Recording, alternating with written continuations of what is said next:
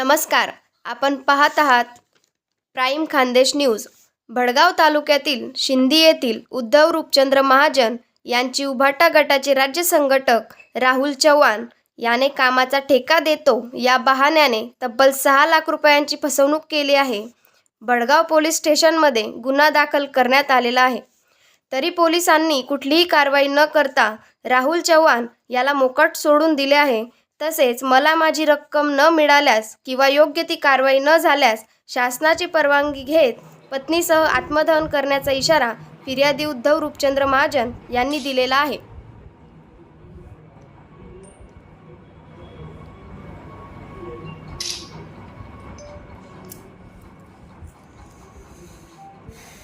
उद्धव रूपचंद माळी, राहणार शिंदी, तालुका भडगाव, जिल्हा जळगाव.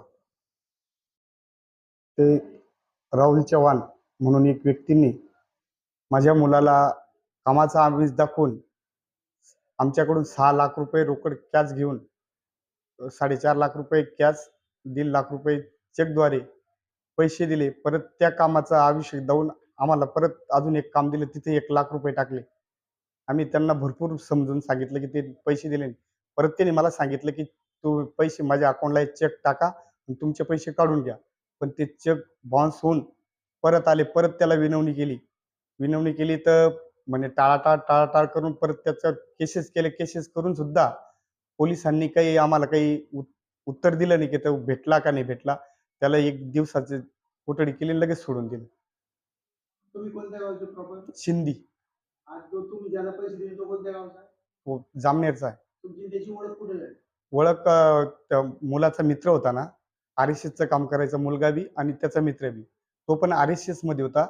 तर त्याने आर-एस-एस म्हणून ते मित्र जोडून मग आर-एस-एस वाल्यालाच काम देऊन आपण आपल्या आर-एस-एस वाले मोठे करायचे बुवा, असं आमिष दाखवून त्यांनी आमच्याकडून पैसे घेतले. कोणत्या पोलीस स्टेशनला गुन्हा दाखल? भडगाव पोलीस. आता नेमकी मागणी काय झाली? मागणी माझे पैसे मला परत मिळावं म्हणून तीच मागणी, दुसरं काही. तिथे काही फोटो मी आहे तुमच्याकडे? हातमजुरी करणारा माणूस. किती वर्षापासून किती दिवसापासून संघर्ष सुरू आहे तुमचा? 2020 मध्ये पैसे दिले त्याला. 2020 मध्ये मला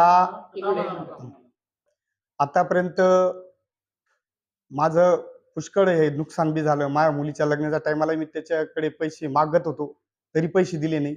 मी दुसऱ्याकडून पैसे काढले, ते पण माझ्याकडे कर्ज झालं. त्याला आता शेवटचा पर्याय आता काय करायचं मला पण समजत नाही. म्हणून हात जोडून त्या सगळ्यांना विनंती की माझे पैसे मला मिळावं म्हणून. तुमच्यावर उपासमारीची वेळ आली? उपासमारीची वेळ आली जी. मी हातमजुरीवाला माणूस आहे. मला आतापर्यंत सगळं सहन करून आता जर पैसे नाही मिळाले तर मी आणि माझी पत्नी दुसरा म्हणजे मलाकडे पर्याय नाहीये. मी सीधा आत्मदहन करणार आहे.